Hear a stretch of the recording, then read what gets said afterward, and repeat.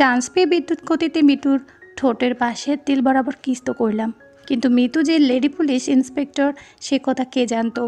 মানে আমাদের নিজের ফ্ল্যাটে মিতুরা এসেছে মাস 2 হলো। সিঁড়ি বেয়ে উঠতে নামতে প্রায় চোখাচোখি হয়। মিতুকে যদি পড়ি বলি তাতেও ভুল হবে না। লোকমুখে পড়ি সৌন্দর্যের যেরকম বর্ণনা শুনি সেই হিসেবে মিতু কোনো অংশে কম নয়। বেকার থেকে বাসায় রোজ সবার কথা শুনতে হয়। এবার তো কিছু একটা করার সময় এসেছে। সেদিন বুঝলাম, যেদিন মিতুকে প্রথম দেখলাম ভাবলাম মুরব্বীরা কিছু একটা করার এতই যখন প্রেশার দিচ্ছে তাহলে প্রেম করি। শুরু হলো মিশন প্রেম। মাঝে মধ্যে মিতুকে দেখে চোখ মারি, মিতুর চোখ গরম দিয়ে ওভারটেক করে চলে যায়। কেমন যেন পাত্তাই দিতে চায় না, আর দিবেই বা কি। পাত্তা নিজেই মনে হয় ওর মতো সুন্দরীর কাছে পাত্তা নেপি অলরেডি কমায় গিয়ে হ্যাবে রিল্যাক্সে আছে। মাঝে মধ্যে মিতুর নাকে নথ দেখা যায়। নথ এমনিতেই মেয়েদের সৌন্দর্য অনেকখানি বৃদ্ধি করে, আর মিতুর নাকে নথ থাকা অবস্থায় মিতুকে দেখে মনে বাসনা জাগে ভাত পানি বন্ধ করে সারাদিন ওই নাকের চুমু খাই। মানুষের শরীরের পার্টসগুলো যদি আলাদা আলাদা খোলার সিস্টেম থাকতো তাহলে নির্ঘাত নথসহ মিতুর নাকটা চুরি করে 24 ঘন্টা বুক পকেটে নিয়ে ঘুরতাম। মিতুর ঠোঁট দুটো পাকা ডালিমের দানার মতো লাল টলমল, মনে হয় টোকা দিলেই টলমল করে রস বেরিয়ে আসবে। সে রস পান করতে পারলে বুঝি জীবনের সকল হতাশার শ্রাদ্ধ হইয়া জীবন হইবে সুখী সমৃদ্ধ ও আনন্দময়। মিতুর গোলাপি গালে কানের পাশ দিয়ে নেমে যাওয়া ছোট ছোট লোমগুলো দেখে মনে হয় গালের সাথে গালটা একবার ঘষে হতাশার গালে কষে এক থাপ্পড় লাগলে পিছু ছাড়াই। মিতুর মতো মেয়ে যার চোখের সামনে দিয়ে আসে তার জীবনে হতাশার কোনো স্থান থাকার কথা নয়। মানে মিতুকে নিয়ে যে কত শত কল্পনা তার কোনো হিসাব নাই। মিতুকে যদি ভর্তা বানিয়ে খাওয়া যায় তো তবে কবেই খাইতাম। অন্য কারোর নজর পড়তো না আমার মিতুর ওপর। যাই হোক, এবার আসি চুমুর প্রসঙ্গে। সকালে আমি চড়চড় করে সিঁড়ি বেয়ে নিচে নামার সময় খেয়াল করলাম মিতু ওর বাবার পেছন পেছন সিঁড়ি বেয়ে উপরে উঠে আসছে। আমি স্পিড কমিয়ে ধীরে ধীরে নামছি। মিতুর বাবা পাশ কাটিয়ে যাবার সময় তাকে সালাম দিলাম, কারণ উনি বাবার বয়সী। আর মিতু পাশ কাটিয়ে যাবার সময় বিদ্যুৎ বেগে কিসটা দিলাম, কারণ মিতু প্রেমিকার বয়সী। মানে মিতুর এখন প্রেম করার বয়স। লাইনে আনতে পারলে প্রেমিকাই তো হবে। এত ফার্স্ট মিশনে কিসটা করলাম যে মিতুর কাছে পুরো বিষয়টা ক্লিয়ার হতে কয়েক সেকেন্ড লাগলো। মিতুর মেজাজের মিটার ফুল হয়ে ফেটে যাবার উপক্রম। থমকে দাঁড়িয়ে চোখ বড় বড় করে আমার দিকে জ্বলন্ত দৃষ্টি নিক্ষেপ করে আছে। পরিস্থিতি আবহাওয়া খারাপ দেখে ধীর পায়ে নিচের দিকে নামতে লাগলাম। মিতুকে দাঁড়িয়ে থাকতে দেখে ওর বাবা বলল, কিরে মা, দাঁড়িয়ে রইলি কেন? জলদি আয়, সকালে নাস্তা খাওয়া বাকি, খুব খিদে পেয়েছে। আমি ঘুরে দাঁড়িয়ে বললাম, আঙ্কেল, মিতুর খিদে নেই, ওর নাস্তা খেয়ে নিয়েছে গরম গরম। মিতুর বাবা অবাক হয়ে বলল, মানে কখন খেয়েছে, আর তুমি বা জানলে কিভাবে? আমি বললাম, আপনারা তো মর্নিং ওয়াক করে ফিরেছেন তাই না? মিতুর বাবা বলল, হ্যাঁ তাই তো। আমি বললাম, তো হাঁটতে হাঁটতে মিতু পেট ভরে সকালের মনোমুগ্ধকর পরিবেশের হাওয়া খেয়ে নাস্তার কাজ সেরে নিয়েছে। মিতুর বাবা হো হো করে হেসে ফেলে বলল, মজার লোক তো তুমি। আমি মনে মনে বললাম, আপনি বুঝলেন, কিন্তু আপনার মেয়ে বুঝলো না। সে বুঝলে বিষয়টা আরও বেশি ভাল লাগতো। মিতু ও মিতুর বাবা চলে গেল। রাতে ফেসবুক ঘুরঘুর করছে। কাছাকাছি বসবাস করার সুবাদে ফেসবুক ফ্রেন্ড সাজেস্টে মিতুর আইডি দেখে খুশিতে ভিড়ামি খাবার অবস্থা। যাহার পর নাই খুশিতে গদগদ হইয়া আনন্দে মনে মনে মার্ক জাকারবার্গের গালে চুমু খেয়ে কৃতজ্ঞতা প্রকাশ করে মিতুর আইডিতে ক্লিক করলাম। মুহূর্তে মনের কালারফুল আনন্দ ফ্যাকাশে বেদনা পরিবর্তন হলো। কোটি টাকার চেক হাতে পাবার পরে ব্যাংক বন্ধ শোনার মতোই হৃদয় বিতরক ঘটনা এটা।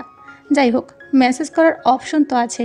মেসেজে লিখলাম, তুমি আমার মোবাইলের স্ক্রিন মিতু, তাই চেয়ে থাকি রাত দিন। তারপর দিলাম পাঠিয়ে। কিছুক্ষণ পরে রিপ্লাইতে 2টা রাগের ইমোজি পেয়ে বুঝলাম মিতুর সকালে চুমো খাওয়ার পর সেই রাগ এখন বহাল তবিয়াতে মিতুর মস্তিষ্কে চেপে বসে আছে। থাকুক, আমার মিশন বিরতিহীন চলবে। আবার লিখলাম, তুমি আমার সেভিং মিশন মিতু, গালে স্পর্শ করলে তোমার ঠোঁটের স্পর্শ পাই।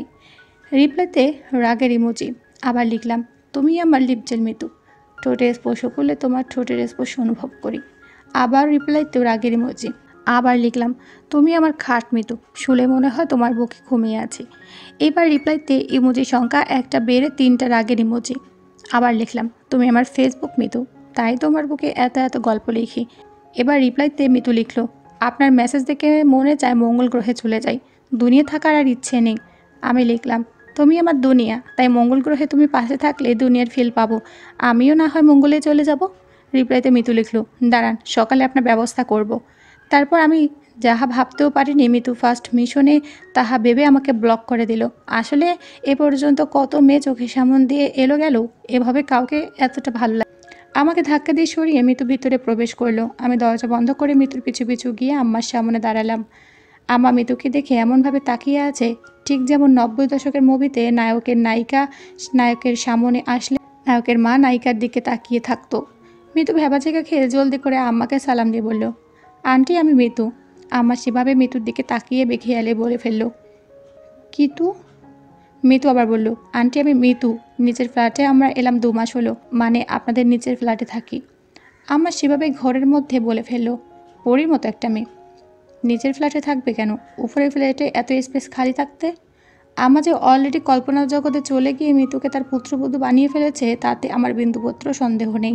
আমি অনিচ্ছা সত্ত্বেও জোর করে দুটো বানোয়াট কাশি কাশলাম। কাশির শব্দে আম্মার কানের পর্দার নক করতে ডিস্টার্ব ফিল করে কল্পনা আম্মার মস্তিষ্ক ত্যাগ করলো এবং আম্মা বাস্তবে ব্যাক করলো। আম্মা মিতুকে বুকে জড়িয়ে ধরে বলল, মাশাআল্লাহ কি মিষ্টি মিতুই, তোকে দেখে অদূরে থাকা উজ্জ্বল ভবিষ্যৎ অ্যাডভান্স থেকে এলাম। আমি বললাম, আম্মা ভবিষ্যৎ ভ্রমণ করতে টাইম মেশিন লাগে, এই প্রযুক্তি এখনও উদ্ভাবন হয়নি, গবেষণা চলে কেবল। চোখ গরম দিয়ে আম্মা আমাকে বলল, তুই চুপ কর বদ, বেশি টাইম করলে কানের উগড়ে এমন একটা দিমু যে 12 ঘন্টার চলতি টাইম ফরম্যাট 24 ঘন্টার ফরম্যাটে পরিণত হইবে। তারপর 12টার পরে 13টা দেখবি। একটা দেখা পেতে আরও 12 ঘন্টা অপেক্ষা করতে হবে। আমার কথা শুনে মিতুর ঠোঁটে মুহূর্তের জন্য হাসি দৃশ্যমান হয়ে আবার অদৃশ্য হয়ে গেল। মিতু আম্মুকে বলল, তা আন্টি অদূর ভবিষ্যতে গিয়ে কী দেখে এলেন শুনি?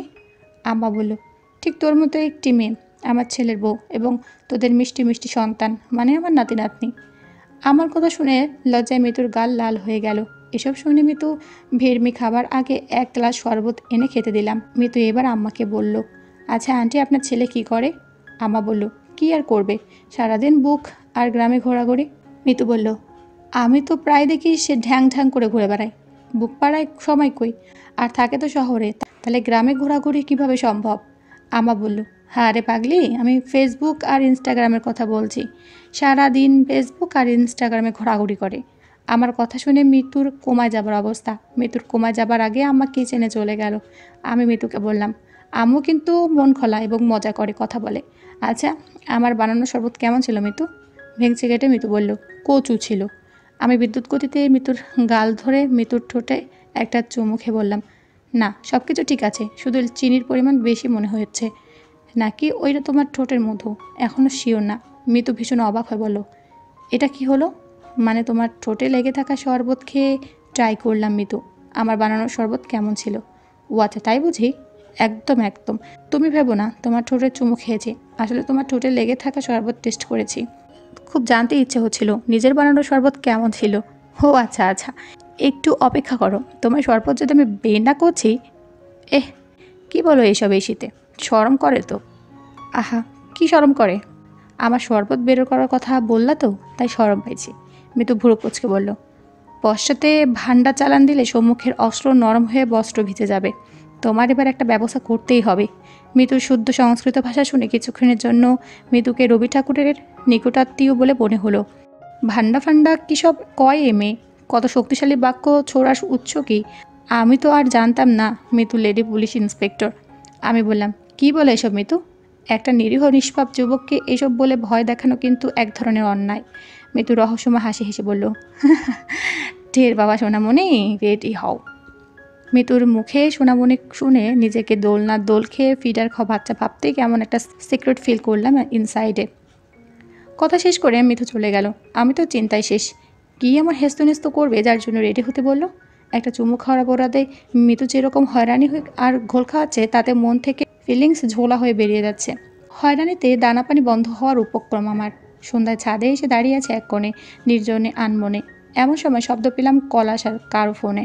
ঘুরে দাঁড়িয়ে দেখি মিতু এবং ওর ছোটো বোন ছাদে এসেছে। মিতুর ছোটো বোন অর্থী আমাকে দেখে বলল, ভাইয়া আপনি একা একা ছাদে কী করছেন?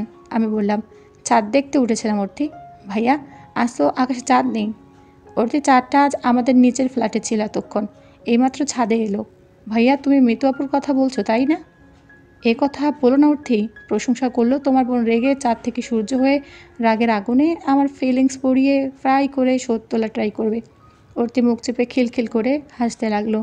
মিতু এসে আমার সামনে দাঁড়িয়ে কড়া মেজাজে বলল, এই যে আপনার সমস্যা কি? আমি মিতুর চোখে চোখ রেখে বললাম, সমস্যার কি শেষ আছে মিতু? ছোট থেকে বড় হইলাম সে এক সমস্যা, বড় হওয়ার পর বেকার থাকা এক সমস্যা, বেকার থাকলে বিয়ে করার সমস্যা, প্রেম করতে গেলে সমস্যা, মানে সমস্যায় সমস্যা। এখন তুমি বলো কি করিলে, কোথায় গেলে সমস্যার ভাইরাস থেকে নিজেকে বাঁচাতে পারবো? ঠিক আছে, বুঝলাম সমস্যার পাটা পুতোয় পিষে আপনার জীবন ভর্তা হয়ে গেছে, কিন্তু আমার পেছনে আদা জল খেলে গেছেন কেন? মিতু, আদা এবং জল দুটোই স্বাস্থ্যের জন্য উপকারী, তাই তো আদা জল খেলে গেছি। আমার কথা শুনে মিতু ছোটো বোন ওরতে খিলখিল করে হেসে উঠল। মিতু আবার বলল, সবে বুঝলাম, কিন্তু আমার পেছনে কেন লাগতে হবে? মিতু, এখন আমি মিতুর পেছনে না লেগে নায়িকা পরিমণের পেছনে লাগবো? মিতুকেই আপনার কেন লাগবে শুনি? মিতু, তুমি মোর জীবনের ভাবনা, হৃদয়ের সুখের দোলা। হয়েছে হয়েছে, যেটা জিজ্ঞেস করেছি তার উত্তর দিন আগে। মিতু, তুমি আবার না হলে আমার বাচ্চাদের খেয়াল কে রাখবে বলো? বিয়ে করে বাচ্চা উৎপাদন করি চলো। অর্থী আবার মুখ চেপে খিলখিল করে হেসে একটু দূরে সরে গিয়ে ফোন টেপায় মন বসালো। মিতু একেবারে আমার সামনে এসে দাঁড়িয়ে আমার শার্টের কলার ধরে বলল, আপনার অনেক ফাজলাম সহ্য করেছি, এরপর এরকম ছ্যাঁচড়ামি করলে ভালো হবে না বলে দিচ্ছি। আমি মিতুর চোখে চোখ রেখে বললাম, ভালোবাসা যদি ছ্যাঁচড়ামি হয় তবে Laili Majnu, Siri Farhad, Romeo Juliet এদের ভালোবাসাও ভালোবাসা নয়, এরকম ছ্যাঁচড়ামি। তোমার একটা কথায় আজ শুধু আমি একা নই, অপমানিত হলো ইতিহাসের পাতায় সমস্ত প্রেমিক প্রেমিকেরা। দূর থেকে অর্থী বলল, ভাইয়া, এই মামুলি বিষয় নিয়ে তুমি ইতিহাসের পাতা লইয়া যেমনে টানাটানি শুরু করেছ, তাতে তো ইতিহাসের পাতা ছিঁড়ে যা তা হয়ে যাবে। ইতিহাসের পাতায় যারা আছে তাদের ডিস্টার্ব না করে নিজের বিষয় নিয়ে সামলাও। অর্থীর কথা শুনে মিতু হেসে ফেলল। আমি মিতুকে বললাম, এই হাসিটা আমি নিজের করে নিতে চাই, তোমার এই হাসির মায়া বাধা পড়েছে মিতু। মিতু বলল, এসব সত্যি নাকি অভিনয়? মিতু, সত্যিকারে ভালোবাসা যদি অভিনয়ও মনে হয় তবুও সেটা সত্যি, আর অভিনয়কে ভালোবাসা মনে হলেও সেটা অভিনয়। আমাকে এত ভালো লাগার কারণ কি? মিতু, কাউকে যখন হৃদয়ের গভীর থেকে ভালো লাগে তখন সব ভালো লাগার কেন্দ্রবিন্দুতে পরিণত হয় সেই মানুষটা।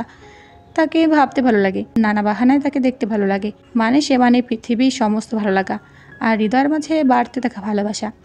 আমি যে পুলিশ ইন্সপেক্টর আপনি জানেন, তারপরেও এত সাহস আমার পেছনে লাইন মারার? জানতাম না, জানলেই বা কি, প্রেম দারোগা পুলিশ ডরায় না, এরা সবাই প্রেমের কাছে ধরা। আচ্ছা তুমি পুলিশ, তার মানে কি তুমি রোবট? মানে মনে ফিলিংস নেই, প্রেম করার ইচ্ছে হয় না, কিসমিস খেতে মন চায় না?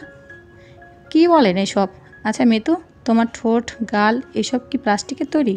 মানে মানে ওই যে বললা তুমি পুলিশ ইন্সপেক্টর, আমি ভাবলাম পুলিশ বলে ভিন্ন ম্যাটেরিয়াল দিয়ে তৈরি। দেখুন, এসব কথা বলে লাভ নেই।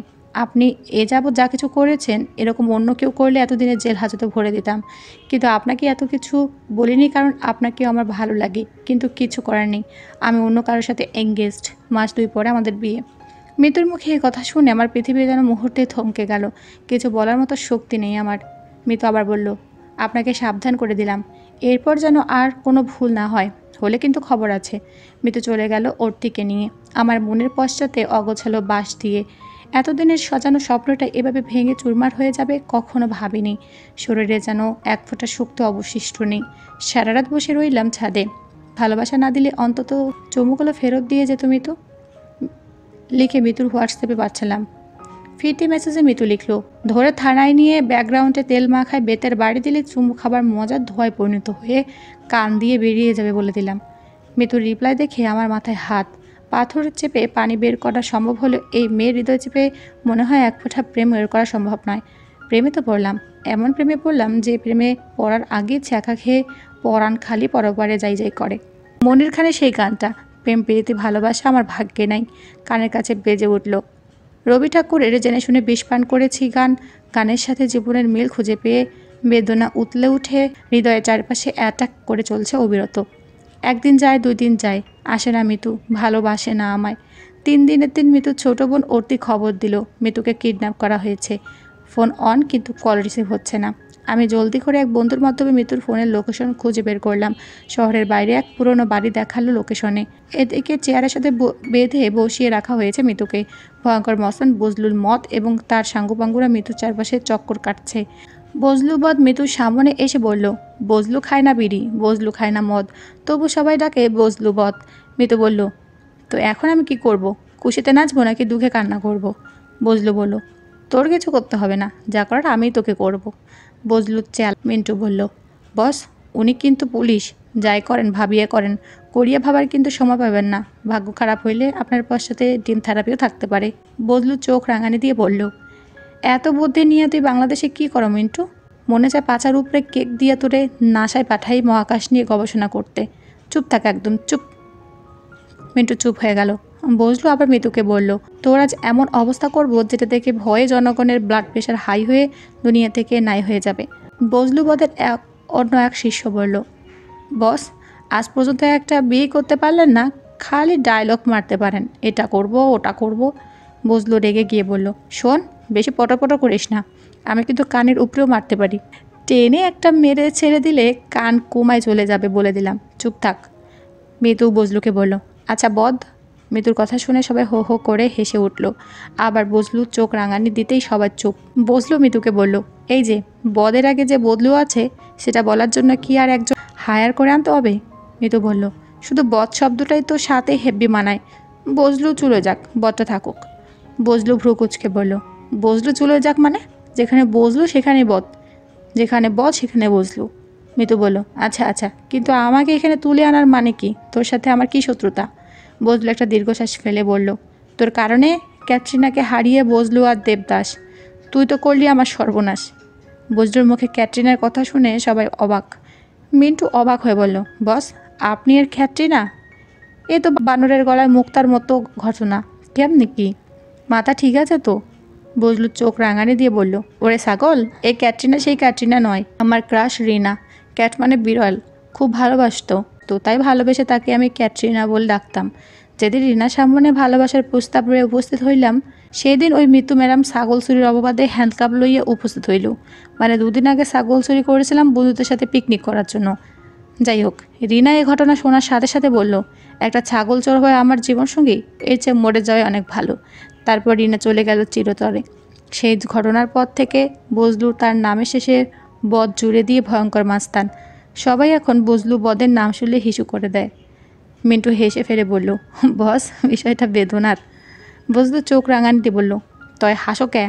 এ কেমন বেদনা আবার? মিন্টু সিরিয়াস হয়ে বলল, বস বিষয়টি এত বেদনার যে মস্তিষ্কে প্যাঁচ লেগে ভুলে কান্নার বদলে হাসির সিগন্যাল আসছে।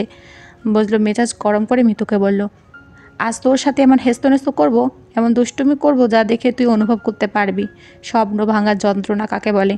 হেস্তনেস্ত করার পরে তোকে কেটে টুকরো টুকরো করে বস্তা ভরে বালি চাপা দিয়ে দেব। বজলু আর এক শিষ্য বিরক্ত হয়ে বলল, বস শুরু থেকে শুধু এটা করব ওটা করব ডায়লগ না মেরে শুরুতে কিছু করে ফেললে এতক্ষণে এক সন্তানের বাপ হয়ে যাইতেন নিশ্চিত। সেই শিষ্যের কান ধরে টেনে এনে বজলু বলল, তোর যখন এতই তারা, তুই তাইলে কর হারামজাদা। শিশু চুপ করে পেছনে চেপে গেল। বজলু খারাপ উদ্দেশ্যে মৃত্যুর বুকের দিকে হাত বাড়াতেই আমি আড়াল থেকে দৌড়ে বেরিয়ে সামনে এসে বজলুকে বললাম, ভাই বজলু বদ, তোর মনে যা আছে আমাকে কর, মৃত্যুকে ছেড়ে দে প্লিজ। বজলু অবাক হয়ে আমার দিকে তাকিয়ে বলল, তোরে আবার কি করবো? তুই তো যা, আমিও তো তাই। যা করার এই পুলিশ ম্যাডামকে করব। প্রাণে বাঁচতে চাইলে চুপচাপ কেটে পড়। মৃত্যু অবাক হয়ে আমাকে বলল, তুমি এখানে? আমি বললাম, মিতু আমার ভালোবাসার মানুষটা আমার হোক বা না হোক, আমার ভালোবাসা রক্ষা করার দায়িত্ব তো আমারই। তোমাকে আমি পাবো না ভেবে তোমার বিপদে যদি পাশে না থাকি তবে ভালোবাসলাম কি? তোমার জন্য জীবন গেলেও যাক, অন্তত ভালোবাসার তো সার্থক হবে। বুঝলু বলল, ভালোবাসা পরে হবে, আগে পুলিশ ম্যাডামের সাথে আমার বাসর হবে সবার সামনে। বজলু সাঙ্গপাঙ্গরা এসে আমাকে বেঁধে ফেললো। মিতু তো ট্রেনিং প্রাপ্ত, বাতন কখন খুলে ঢিলা করে রেখেছে কেউ টেরও পায়নি। বজলু মিতুর সামনে ঝুঁকে পড়ে বলল, এবার হবে খেলা। মিতু বলল, আচ্ছা বজলু, আমার কারণে তোর স্বপ্ন ভাঙলো তাই না? আচ্ছা বল তোর স্বপ্ন কোথায় থাকে? বজলু বলল, কোথায় আবার? বুকে, চোখে? মিতু বলল, তোর বুক চোখ স্পর্শ না করেই তোর স্বপ্ন কীভাবে ঝাপসা করে দেখ। কথা শেষ করে মিতু উঠে দাঁড়িয়ে ধরাম করে বজলুর দুই পায়ে মাঝখানে একটা কিক মেরে দিতেই প্যান্টের চের বরাবর চেপে ধরে বজলু মাটিতে লুটিয়ে পড়ল। বজলুর চোখে সর্ষে ফুল ও জোনাকি পোকার আলো দৃশ্যমান হলো। পৃথিবী এখন বজলুর কাছে ঝাপসা। মিতু বলল, কি এবার তোর বিয়ে করার স্বপ্ন? বাবা হওয়ার স্বপ্ন ঝাপসা তো হলো তো? এবার বুঝলি তো, স্বপ্ন শুধু বুকে চোখে নয়, ডাউন সাইডেও থাকে। বজলু কাতর কণ্ঠে বলল, ডেঞ্জার স্পটে আঘাত করে স্বপ্নে ব্যাঘাত ঘটানো কি খুবই জরুরি ছিল? তারপর বজলু বেহুশ। পুলিশ ফোর্স এসে চারদিক থেকে ঘিরে ফেললো। বজলু তার সাঙ্গপাঙ্গরা আত্মসমর্পণ করলো। সন্ধ্যায় আমি ছাদে দাঁড়িয়ে আছি চুপচাপ। পেছন থেকে মিতু এসে বলল, এত ভালোবাসা আমায়, অথচ আমি একবার এঙ্গেজমেন্টের কথা বলায় চুপ হয়ে গিয়েছিলে, সত্যতা যাচাই বাছাই না করে খোঁজখবর না নিয়ে। আমি বললাম, মিতু তোমাকে আমি ভালোবাসি, আর ভালোবাসার মানেই বিশ্বাস, তাই তোমার কথা আমি বিশ্বাস করে নিজেকে দমিয়ে রেখেছিলাম। মিতু মিষ্টি হেসে বলল, সত্য অনুসন্ধান না করার অপরাধে তোমার শাস্তি হওয়া উচিত। আমি বললাম, সমস্যা নেই, তোমার জন্য আমি সব কিছু মাথা পেতে নিতে প্রস্তুত। মিতু সামনে এসে আমার মুখোমুখি দাঁড়িয়ে জড়িয়ে ধরে আমার ঠোঁট চুমু খেয়ে বলল, শুরু থেকেই তোমাকে আমার খুব পছন্দ, তাই তোমার পাগলামিগুলোকে প্রশ্রয় দিয়েছিলাম। সব মেয়েরাই চায় তার জীবনে এমন কেউ আসুক যে তোমার মতোই হৃদয় উজাড় করে ভালোবাসবে। আমি তোমাকে হারাতে চাই না, তাই প্রেম পরে, আগে বিয়ে করে ফেলি চলো। বিয়ের পরে তোমাকে স্পেশাল রিমান্ডে নিয়ে শাস্তির আওতায় আনা হবে। আমি মিতুকে পাঁচকেলা করে তুলে নিয়ে বললাম, এই শীতেই সেই স্পেশাল রিমান্ডে যেতে চাই, জলদি কিছু করতে হবে। কাবাব মেয়ে হাড্ডি হয়ে মিতুর ছোটো বোন অর্থে এসে বলল, স্পেশাল রিমান্ড পরে, আগে যে যার বাসায় গিয়ে মুরব্বিদের রাজি করে বিবাহের ব্যবস্থা করেন। আম্মু তো এমনিতেই মিতুকে পছন্দ, দুই পরিবারের সম্মতিতে আমাদের বিয়ে হলো। শীত এখন আমাদের কাছে বসন্ত। অবিবাহিত পাঠক পাঠিকাদের বলবো, আমাদের তো হয়ে গেল, আপনারাও এই শীতে বিবাহ বন্ধনে আবদ্ধ হয়ে শীতে বসন্ত উপভোগ করুন।